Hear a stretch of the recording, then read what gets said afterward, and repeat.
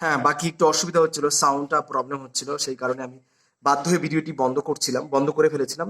তো আমি আবার স্টার্ট করছি। কি বলছে এখানে দেখো, এই জায়গাটায় যে অবস্টিউস, অর্থাৎ বক্তব্যের মধ্যে রয়েছে একটা যেটাকে আমরা বলি, যেটা সাধারণভাবে বলি বাগাড়ম্বর বা শব্দের মধ্যে দিয়ে যে যেটাকে বলা হচ্ছে ভীষণ বাগ্মিক কোনো ব্যক্তি থাকেন, তার মধ্যে দিয়ে এমন কিছু শব্দ ওয়ার্ডস ইউজ করে, bombastic and some words which are of high sentence। এখন এই high sentence and bombastic words use করে তারা হয়তোবা তাদের মধ্যে একটা বলা যেতে পারে দ্য ইলোকুয়েন্ট, তারা বা যে বাগ্মিক যার কথা বলছিলাম, কথায় পটু বাকপটু সব সত্য, যেটা রাজনীতিবিদরা হয়ে থাকেন। অ্যান্ড কোসাস ভীষণ, তার সঙ্গে ভীষণ সবসময় সতর্ক, অ্যান্ড মিটিকুলাস ভীষণ নিখুঁত হতে হয়। ফুল অফ হাই সেন্টেন্স বা অবস্টিউজ, এত কিছু হওয়া সত্ত্বেও অবস্টিউজ, এত কিছু হওয়া সত্ত্বেও এরা কিন্তু বোধগম্যতার দিক থেকে বোধ তাদের সবসময় কম থাকে। At Times India almost ridiculous, মায়ের সাথে মনে হয় ভীষণ রিডিকুলাস, অদ্ভুত অ্যান্ড রিডিকুলাস মনে হয় তাদের। অলমোস্ট অ্যাট টাইমস দ্য ফুল, মনে হয় যেন ফুল। পোলোনিয়াস, সে পোলোনিয়াস, কিন্তু তার সঙ্গে না পোলোনিয়াস আর থাকলো না, পোলোনিয়াসের সঙ্গে সঙ্গে সে হয়ে গেল ফুল। শেক্সপিয়ারে যেমন ফুল, তার তো কোনো কাজ নেই, ফুল অনেক সময় এন্টারটেন করে।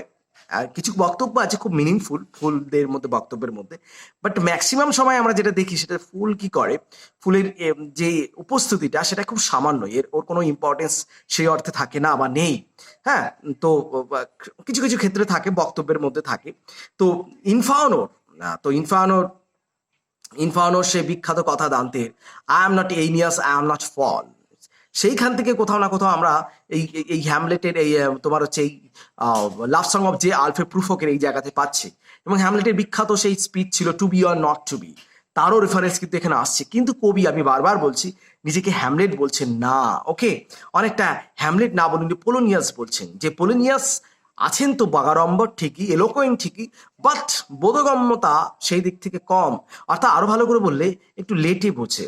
ওকে, কে লেটে বোঝে, দেরিতে বোঝে, এই পোলোনিয়াসের কথা বলছেন।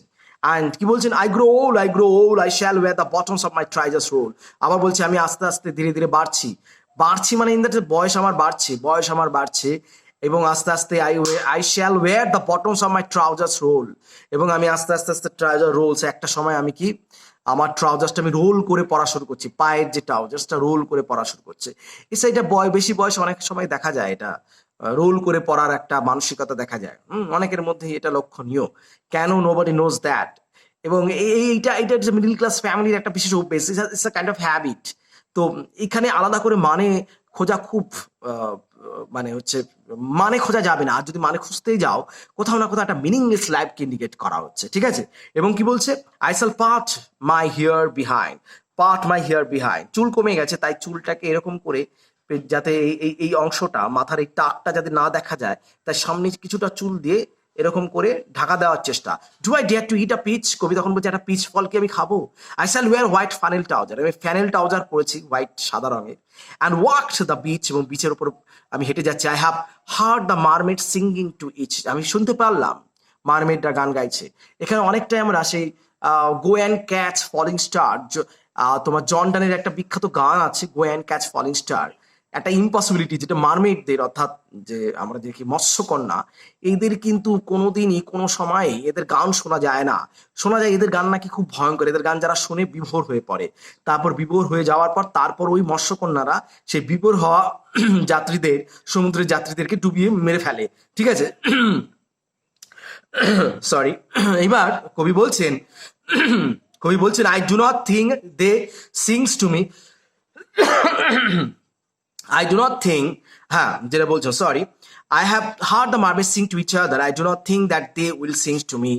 I have seen them riding seaward the waves and combing the white hairs of the waves blown back. And when the wind blows, the water white black. বলছি আমি তাদের দেখেছি, অন্য পাঁচজন হয়তো নাও দেখতে পারেন মারমেডদের, কিন্তু আমি দেখেছি। I have seen them riding সিওয়ার্ডের ওখানে যাচ্ছে সোজাসুজি অন দ্য ওয়েভস, ঢেউয়ের ওপরে, combing the white hair of the waves blown back. এবং তারা কি করছে, ক্লম্বিং দ্য হেয়ার, এবং ক্লম্বিং দ্য হেয়ার ওয়েভস, এটা বোঝার চেষ্টা করবে, যেন hair waves, combing the white hair of the waves. কবি বলছেন যেন তাদের ওই হোয়াইট ওয়েভস, যে সাদা রঙের ঢেউ, যেন তাদের চুল ব্লোন ব্যাক, যেটা হচ্ছে পেছনের দিক, সেই চুলটা যেন বইছে, বাতাসে বইছে, when the wind blows the water white and black, এবং ঠিক কখন সেটা দেখা যায় যখন বাতাস বইতে থাকে এবং ব্লোজ অ্যান্ড আর তার সঙ্গে ওয়াটার হোয়াইট, আর জল এবং সাদা এবং কালো থাকে সেই সময়। ইন্টারেস্টিং একটা ব্যাপার চেষ্টা করো, এখানে লিসিডাস বলে একটি কবিতা আছে মিল্টনের, সেখানে একটা রেফারেন্স বলা হয়েছিল যে মারমেডদের তখনই দেখা যায় সাধারণত, মারমেড বা এই ধরনের, যেটা জিউসদের যে প্যানোপি বলে একজন আছেন যারা জিউসের এবং কন্যা, জিউসের কন্যা, ঠিক আছে, প্যানোপি, এই প্যানোপি এবং তাদের যে বোন বা সঙ্গী সাথী, বেসিক্যালি তারা মারমেড, তাদের দেখা যায় একমাত্র সমুদ্র শান্ত যখন থাকে। কিন্তু এখানে ঠিক উল্টো বলছে, মানে ঢেউ যখন হচ্ছে প্রচন্ড, তো ঢেউ থাকলে তো সমুদ্র শান্ত হয় না। তো আমরা এই একটা রেফারেন্স যেটা পাচ্ছি সেটা একটা অপোজিট রেফারেন্স।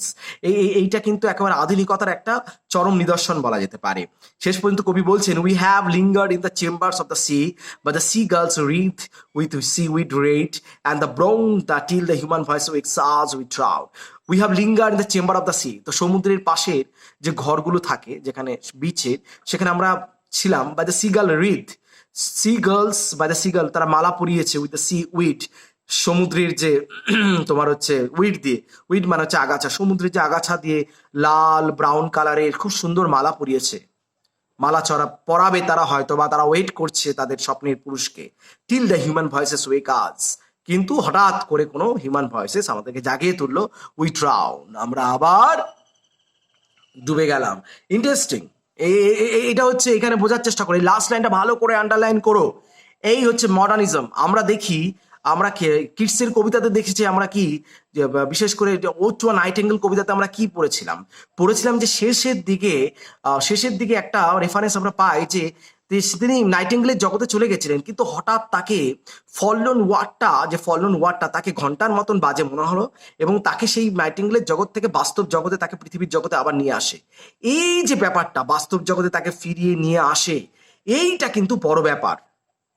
মানে সে নাইটেঙ্গেলের জগতে চলে গেছিল, আবার সে বাস্তব জগতে ফিরে আসে, এবং সেটা তার পছন্দ হয় না। কিন্তু কবি কি বলছেন দেখো, তিনি স্বপ্নের মধ্যে বিভোর ছিলেন, তো স্বপ্ন দেখছিলেন এতক্ষণ, উনি বলছেন যেন আমি স্বপ্ন দেখছিলাম পুরো সারাক্ষণ, পুরো কবিতাটি যেন স্বপ্ন দেখছেন উনি, এবং স্বপ্ন দেখছেন, স্বপ্ন দেখার পর কোন হিউম্যান ভয়েস তাকে জাগিয়ে তুলে তিনি আবার ডুবে গেলেন কোথায়? বাস্তবতায়। বোঝো, ঠিক উল্টো রেফারেন্স, এখানে ডুবে যাওয়ার কথাটা ইউজ করলেন। মারমেডরা যেরকম ঠিক গান শুনিয়ে সমুদ্র যাত্রীদের ডুবিয়ে মারে, কবি বলছেন কবিও কিন্তু সেই বাস্তবতার মধ্যে আবার ডুবে যাচ্ছিলেন। এতক্ষণ ধরে তিনি যে স্বপ্ন দেখছিলেন, সেই স্বপ্নটা কোথাও একটা ইনডিসিশনের স্বপ্ন, ইনঅ্যাক্টিভিটির স্বপ্ন, সেই স্বপ্নের মধ্যে বিভোর হয়েছিলেন। সেই বিভোর থেকে তিনি বেরিয়ে আসলেন আবার বাস্তব জগতে। এখন এই বাস্তব জগৎটা কি? বাস্তব জগৎটা তো আমরা জানি, উই ডোন্ট নো। যে বলছেন দ্য হিউম্যান ভয়েস ওয়েকস আস, সমুদ্রে হয়তো আমরা ঘুমিয়েছিলাম, মারমেডদের গান শুনছিলাম হয়তোবা, কিন্তু হঠাৎ করে হিউম্যান ভয়েসদের আওয়াজ শুনতে পেলাম স্পষ্ট। এইটা কিন্তু কোথাও না কোথাও পুরো কবিতাটা যেমন স্বপ্নের মধ্যেও যদি দেখে থাকে, তাহলে কবি তাই কি এটাও কি বলছেন, এটাও একটা রেফারেন্স হতে পারে। হয়তোবা তিনি সমুদ্রের পাশে স্বপ্ন দেখছিলেন মারমেডদের, তারা গান শুনছিলেন, এবং হিউম্যান ভয়েসের সেই গানটা তারা শুনতে পারেন। হিউম্যান ভয়েস, কোনো মানুষ তাকে ডাকলো, হয়তোবা ঘুম থেকে তাকে ডেকে তুললো। এইটা কিন্তু একটা রেফারেন্স বোঝায়, সেটা হচ্ছে যেটা হচ্ছে মানুষের যে মানে কি বলবো, একটা ইনঅ্যাক্টিভিটির তো কথা বলছিলাম, যে কংক্রিট কোনো ব্যাপার আসছে না, মানে এক্সিকিউট হচ্ছে না তার কোনো স্বপ্ন, তার বাস্তবতা, স্বপ্নটাও এক্সিকিউট হচ্ছে না, সে মারমেডকে সঠিকভাবে দেখতেও পাচ্ছে না। তো বাস্তবতার করাঘাত তাকে কোথাও না আঘাত করছে, এবং এই বাস্তবতার কবি এখন নিজেকে ভীষণভাবে একটা ফিউটাল পার্সোনালিটিতে ট্রান্সফর্ম করছেন। তো পুরো কবিতাটা আমি এইভাবে শেষ করলাম। তো আজকে এইভাবে কমপ্লিট করলাম। তো কবিতাটিতে কোশ্চেন যেটা হতে পারে, লাভ সং কেন বলা হচ্ছে, এটা কি অ্যান্টি পোয়েট, রোমান্টিক পোয়েট, এটা মডার্ন পোয়েটটা কেন, এটা হতে পারে। আর হতে পারে ইমেজেস নিয়ে ডিসকাস হতে পারে, ভেরিয়াস ইমেজেস রয়েছে কবিতাটিতে। আর যেটা রয়েছে, কবি কি বলতে চাইছে, তার মনের ভাবটা কি, তিনি কি একজন হ্যামলেট, নাকি একজন ম্যান অফ ইনঅ্যাক্টিভিটি, নাকি ম্যান অফ ইনডিসিশন, অথবা man between indecision and decision. তো সব কিছু মিলিয়ে এরকম কোশ্চেন আসতে পারে। তো আশা করি আমি কবিতাটা কমপ্লিট করলাম, আজকে শেষ করলাম। আর বাকি যে কোশ্চেন ডিসকাশন থাকে, পরে আরো কোনো মিনিং জানার থাকে, তাহলে আমি আমাদের হোয়াটসঅ্যাপ গ্রুপটা রয়েছে, সেখানে ভয়েস মেসেজের মাধ্যমে আমি কমপ্লিট করব। আশা করি এই অবধি আমি কমপ্লিট করানোর চেষ্টা করলাম। সবাই বুঝতে পেরেছো? ওকে, থ্যাংক ইউ।